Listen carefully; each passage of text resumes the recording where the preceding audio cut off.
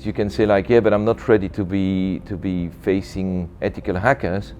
What about non-ethical hackers? They're already busy and they won't report to you that there is a vulnerability. They will just use it. And if you don't do it, basically you're too late, because the day that you will learn of that massive vulnerability, that might be in the papers, and you don't want that. I'm Jean-François Simons, responsible for information security at Brussels Airlines, as well as data privacy officer of Brussels Airlines.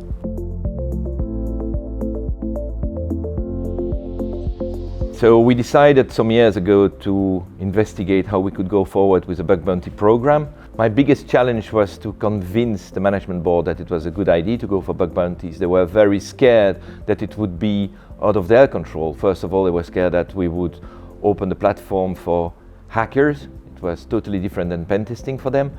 And also a little bit the way that we would manage bounties. They were afraid that we would have too much bugs detected and that the cost of the bug bounty would be out of control. So we overcome the challenge by discussing with them how we would scope the project of bug bounty. We explicitly said that we would not go for everything will be open for everyone, and that we would restrict further the scope of the testing, as well as restricting the bucket. I would definitely put as a high added value of Intigriti is the way that you have a close collaboration with them. So any question you have will always be taken into account and will be escalated to the highest level if needed. So you always have an ear there, and it's really make you feel comfortable and that you are in control of that bug bounty program.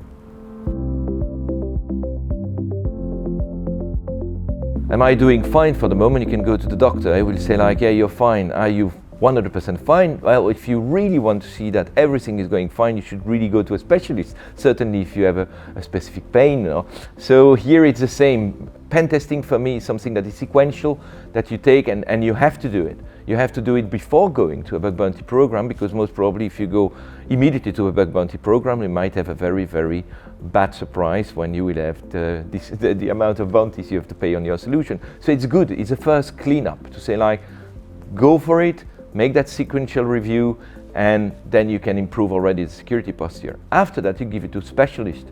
That's something I discovered with bug bounties, is that each of those specialists have their domains. And that's proven to be the case at Brussels Airlines, where even developers and information security were saying like, what? But we had a pen testing. We did make some testing on the SQL injection vulnerability, and we didn't find anything. But then it was very, very, very specialized and really highly skilled people that found it. It was not that easy to find it.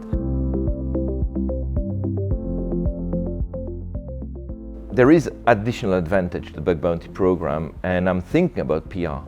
So I do think that the fact that we are using a bug bounty program shows that we really try to go one step further.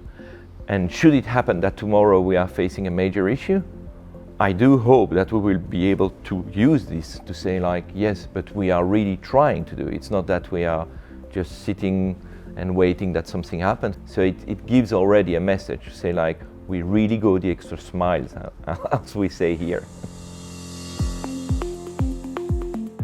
Not a big surprise, we did find that we had additional bugs and vulnerabilities in our web applications. The best example was to say that we had multiple pen tests in the past, and the first scope we were pretty sure that it would be like bulletproof, and we proved that it was not the case, and pretty quickly we had a critical finding that we had to mitigate.